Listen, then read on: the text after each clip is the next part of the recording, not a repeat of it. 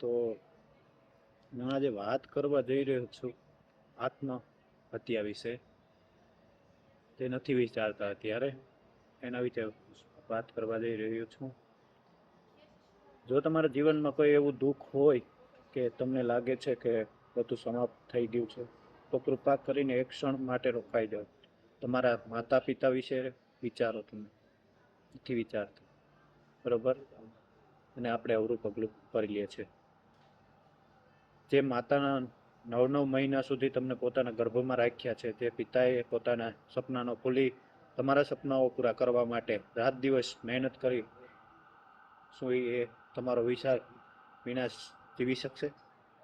શું તમને લાગે છે કે એની રાત દિવસ જે તમને મહેનત કરી મોટા કર્યા, મહેનત કરી, પેટે પોટલા બાંધીને મજૂરી ગયા,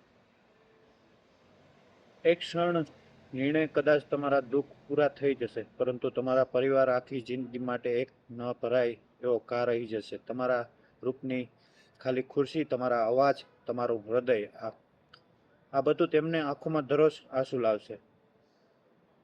મિત્રો, જીવનમાં મુશ્કેલીઓ આવે છે, કોઈ પણ પ્રકારની હાર છે, કોઈ પરીક્ષામાં, કોઈ ધંધામાં, તો કોઈ સંબંધોમાં, પરંતુ નિષ્ફળતા અંત નથી. દરેક અંધારી રાત પછી સવાર થાય છે, અને દરેક તોફાન પછી શાંતિ આવે છે.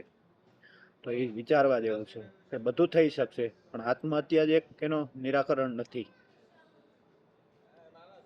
જો તમારું મન ભારે હોય તો એકલા ન રહો. કોઈ વિશ્વાસ મિત્ર સાથે વાત, કોઈ પરિવાર સાથે બેસો, અથવા કોઈ વ્યક્તિને કહો જે તમને સાંભળે, કે સાંભળી શકે, સમજી શકે. ત્યારે માત્ર દિલની વાત કહે દેતા પણ દુઃખ ઘણું હળવું થઈ જાય છે. સાચી વાત છે ને? કોકને કેવું જોઈએ ને કે આપણે જે થયું છે, બરોબર, આપણે કોકને કહીએ તો ખબર પડે કે મારી માથે આ વસ્તુ છે, બરોબર.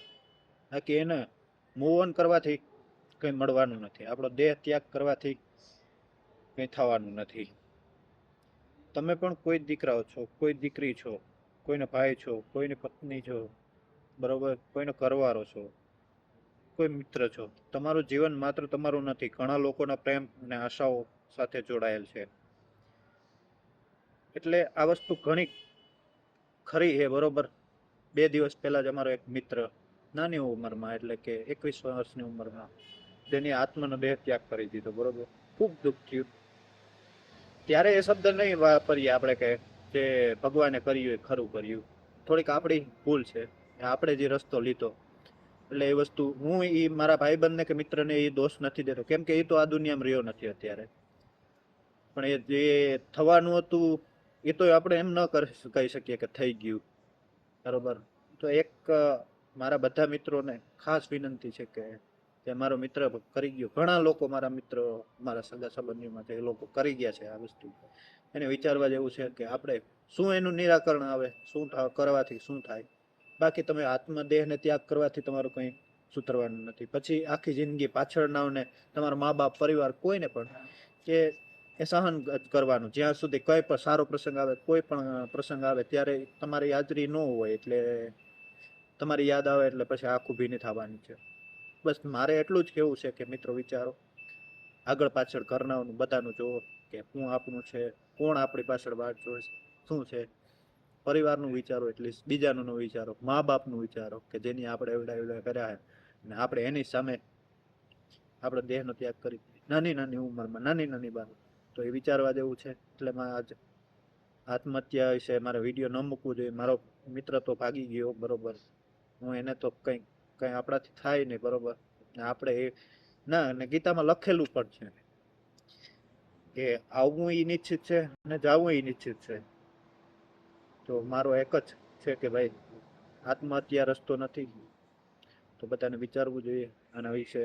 વિડીયો બને એટલો શેર કરજો. કોઈ આપણે એડવર્ટાઇઝ કે કોઈ કરવામાંથી નથી કરવું, પણ એક લાગણીશીલ હતું એટલે આ વિડીયો બનાવીને મૂકું છું.